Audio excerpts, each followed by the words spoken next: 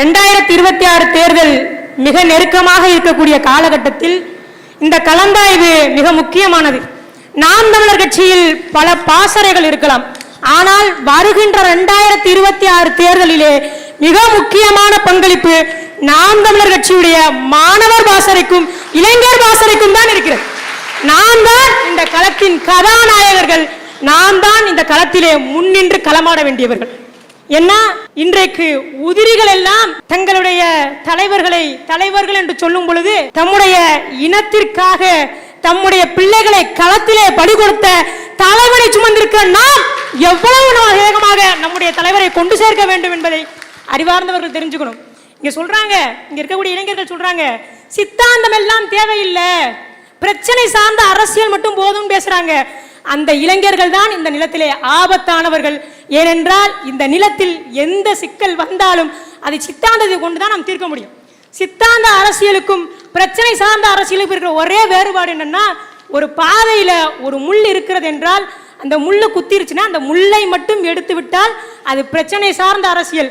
அந்த இடத்தில் ஏன் முள் வந்தது, அந்த இடத்தில் இருக்கிற எல்லா முட்களையும் அகற்றிவிட்டு அந்த இடத்தை அனைவரும் பயன்படுத்துகிற பாதையாக மாற்றினால் அது சித்தாந்தம் சார்ந்த அரசியல். நாம் சித்தாந்தத்தை ஏற்றிருக்கிறோம், நாம் தமிழ் தேசியம் என்ற கொள்கையை ஏற்றிருக்கிறோம். நாம் வெற்றி பெறணும் என்று இல்லை, ஆனால் நம்முடைய கொள்கை வெற்றி பெறணும். நாம் ஏன் அண்ணன் சீமானவர்கள் பின்னால் நிற்கணும்? தமிழ் தேசிய தலைமைகள் நிறைய பேர் பேசுறாங்க, நாம் ஏன் அண்ணன் சீமானவர்கள் பின்னால் நிற்கிறோம்னா, ஒரு முறை அரிஸ்டாட்டிலும் அவருடைய மாணவன் அலெக்சாண்டரும் ஒரு ஆற்றை கடக்க நேரிட்டு. அப்பொழுது அலெக்சாண்டர் சொன்னான், ஆசிரியரே அரிஸ்டாட்டிலே ஒரு நிமிடம் நில்லுங்கள், நான் முதலில் இந்த ஆற்றை கடந்து வருகிறேன். அதற்கு அரிஸ்டாட்டில் கேட்டார், நான் உனக்கு ஆசிரியர், உன்னை இந்த உலகத்தை ஒற்றை குடையின் கீழ் ஆட்சி செய்ய வைத்த உனக்கு ஆசிரியர், நான் செல்லக்கூடாதுன்னு சொல்றியான்னு. அதற்கு அலெக்சாண்டர் சொன்ன பதில் என்ன தெரியுமா? பொன் எழுத்தில் பதிக்கப்பட வேண்டியது. அலெக்சாண்டர் சொன்னது, ஒரு அரிஸ்டாட்டில் நினைத்தால் 1000 அலெக்சாண்டரை உருவாக்க முடியும், ஆனால் 1000 அலெக்சாண்டர் நினைத்தாலும் ஒரு அரிஸ்டாட்டிலை உருவாக்க முடியாதுன்னா. அதைத்தான் நாங்களும் சொல்லுகிறோம். நாம் தமிழர் கட்சி பிள்ளைகள் நாங்கள் அத்தனை பேரும் சேர்ந்தாலும் ஒரு சீமானை உருவாக்க முடியாது. ஆனால் ஒரு சீமான் நினைத்தால் பல புரட்சியாளர்களை பல கருத்தியல் பேச்சாளர்களை உருவாக்க முடியும். அதனால் தான் நாங்கள் சீமான் பின்னால் இருக்கிறோம். இந்த தேர்தல் களம் என்பது நமக்கு மிக மிக முக்கியமானது. ஒன்றை நன்றாக தெரிந்து கொள்ளுங்கள், மரத்துக்கு மரம் தாவுகிற அணிகளுக்கு ஒருபோதும் புலிகளின் வீரம் இருக்கவே இருக்காது. புலிகளுக்குத்தான் புலிகளின் வீரம் இருக்கும். நாம் புலிகள், நாம் அதிலும் விடுதலை புலிகள். நம்முடைய தலைவரை நெஞ்சில் ஏந்துங்கள், அப்துல் ரவூபை நெஞ்சில் ஏந்துங்கள். நம்மால் இந்த களத்தை வெல்ல முடியாது என்றால் இந்த களத்தை யாராலும் வெல்ல முடியாது. இது நமக்கான களம். 2026 முழுக்க முழுக்க நாம் தமிழர் கட்சிக்கான களம். அதிலும் மிக முக்கியமான வேலை நமக்கு இருக்கிறது.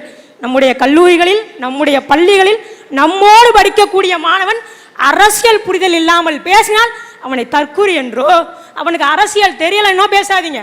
மாறாக நம்முடைய தலைவரையும் நம்முடைய சித்தாந்தங்களையும் நம்முடைய அரசியல் கோட்பாடுகளையும் பேசுங்க. ஏன்னா இன்னைக்கு நம்ம விமர்சிக்கிற யாருமே அண்ணனுடைய 1 மணி நேர பேச்சை கூட முழுமையாக பார்த்தவர்கள் கிடையாது. எல்லாரும் 30 வினாடி, 15 வினாடி, 20 வினாடி, 1 நிமிடம் இதை தாண்டி அவன் பார்த்ததில்லை. அவனுக்கு தெரிந்ததே அவ்வளவுதான். வெட்டி ஒட்டிய காணொலிகளை மட்டுமே பார்த்தவர்கள் அவர்கள். அப்படித்தான் பேசுவார்கள். அவர்களையும் சேர்த்து அரசியல்படுத்த வேண்டிய பொறுப்பு கடமையும் நமக்கு இருக்கிறது. காலம் நமதாகட்டும்.